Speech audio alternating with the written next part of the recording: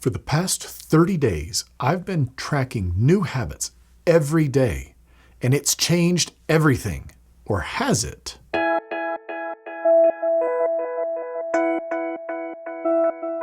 As I've been going through this recent 30-day challenge at building new habits and tracking them, a quote from Atomic Habits by James Clear really jumped out at me. He says, "Habits are the entry point, not the end point. They're the cab, not the gym." It's easy for us to think that 30 days is a long time, but the truth is, it goes by in a flash. It's almost nothing. I had a thought that 30 days of tracking new habits, of building new habits, would make some big noticeable change. But the truth is, it didn't make nearly as much change as I initially thought or hoped. Throughout the course of this 30-day challenge, I think the thing that was most important that I realized, this is only the beginning. I know you hear this a lot, but I'd love it if you'd subscribe, if you'd like, and maybe share this with other people. It helps a ton, especially for newer, younger channels like my own. That way, we can all kind of work together and see what we can do to make ourselves, and hopefully our lives, a little bit better. The truth is, building new habits is hard. We often make habits almost without real thought or any active input from our own part. It's kind of one of these things that just sort of happens, and often it's only when we look and critically take a peek at what we're doing, we realize, oh hey, these are some habits that I've formed. Sometimes they're good, other times they're not. But deliberately making new habits, that's kind of a different story. That requires energy on our part, that requires input, that requires actively choosing and then working on those. As I mentioned at the midpoint of this challenge, these habits really did feel like work. At the end, it still does. It's still definitely time, effort. It's remembering. It's making myself do these things because they haven't become automatic yet. So let's look back at the past 30 days and let's kind of see how things went. What about the data? Well, the first thing I'm going to say is at the midpoint, I decided to move on from Habitify. I have zero regrets. Taking that off my phone, getting that off my home screen, honestly, it made a huge difference. It was nice only having 2 places. Even then, that sometimes was a little bit much, but at least I didn't have 3. Throughout the course of the month, though, really, Strides and Habit Tracker, they were kind of neck and neck. The data they presented, like I said at the midpoint, is very similar. The main differences are cosmetic in nature, but I didn't find the data compelling. I didn't dive into it very much.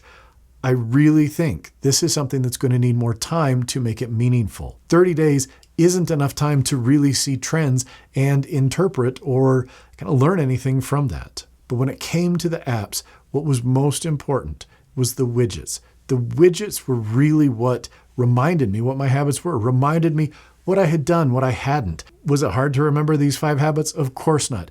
But as I got to an end of a day, it was not uncommon for me to go, oh yeah, I haven't done that yet.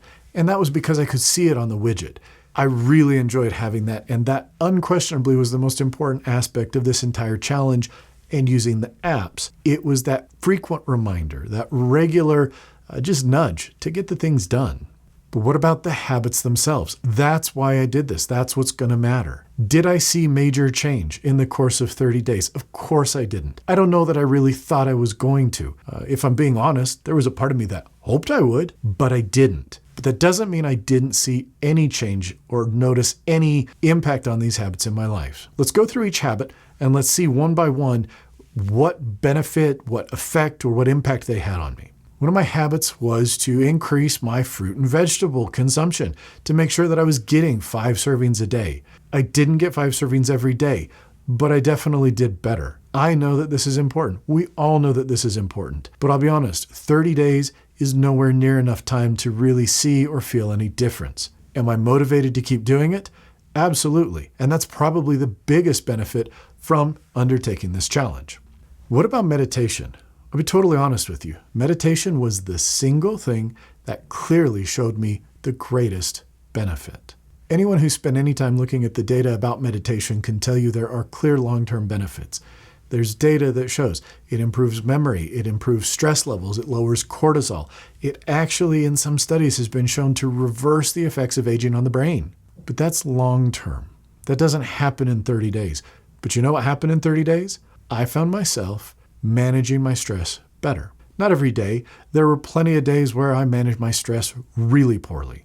But I could feel the benefit from the meditation even after only a few sessions. While my practice was far from perfect and my ability to manage my stress still needs to go a long way, I could feel, even in just a few days, the benefits of meditation. This is one of the habits I actually really did the best at because I could feel those benefits. What about exercise? I mean, we all know exercise is something that we should be doing. On the days I really did it, I could tell some difference. I slept better. I felt better. But at the same time, I wasn't consistent enough over those 30 days. I have to be honest about that. I plan to, obviously, continue to do better, continue to make this a priority. But I did see benefit, particularly on and around the days where I really made an intention to work out and honestly work out pretty hard. I love reading. I always have. But that is one of those habits that is so easy to just let slip by the wayside. We find ourselves doom scrolling on our phones, watching mindless things on TV or online. And the next thing you know, it's time to go to bed and we didn't actually gain anything from it. We didn't learn anything. We wasted our time. I found a great amount of joy in spending time reading, making sure I had dedicated time set aside. It would get to the end of the day, and instead of doom scrolling, I would grab my Kindle, I would grab a book, and I would read. I went to bed in a better frame of mind because I wasn't looking at my phone the whole time. I learned. I read a number of books over the last month for edification purposes, for learning, as well as for fun. And there wasn't a single time I regretted it. Let's talk about the final one, and that was journaling in the evening before bed. This one was the one that would get the "it's complicated" status. I've been journaling every day pretty much since the beginning of 2025. In the morning, I journal by hand. In the evening, I would do it digitally typing. I started out and I had some prompts in the evening for my journaling to try and guide me. After a while, it felt very restrictive and I didn't love it. So I told myself, let's just go for free-form journaling at the end of the day. The consequence of that is there were many nights where I didn't really write that much. Now, this is the habit that I actually completed successfully the most in the past 30 days, but I don't know if it was meaningful. And that's on me. I didn't make sure that the journaling in the evening was thoughtful, was intentional, was reflective. A lot of times it was just a few sentences so that I could go ahead and tap that thing and so that I could go ahead and tap it in the app and mark it as completed. It's not the best way to do it, but I continue to work on this and hopefully will strengthen my relationship with evening journaling. So what about the logging itself? One of the things I was hoping to see was, would that be rewarding? Would that be motivating? It wasn't very rewarding. I'm not going to lie. I didn't get any sort of dopamine rush from tapping that, I'd completed a habit. That's okay. We probably shouldn't be doing things just so that we get that dopamine hit. But I did find it motivating. Again, having those apps there, having the widgets and seeing, I need to still do this, absolutely motivated me to do things on days when otherwise I wouldn't. Was I perfect? Absolutely not. By the end of the 30 days, I had about a 76% completion rate. But I was better. 76% of doing some of these things is a hell of a lot more than I was doing before. That's nothing to sneeze at.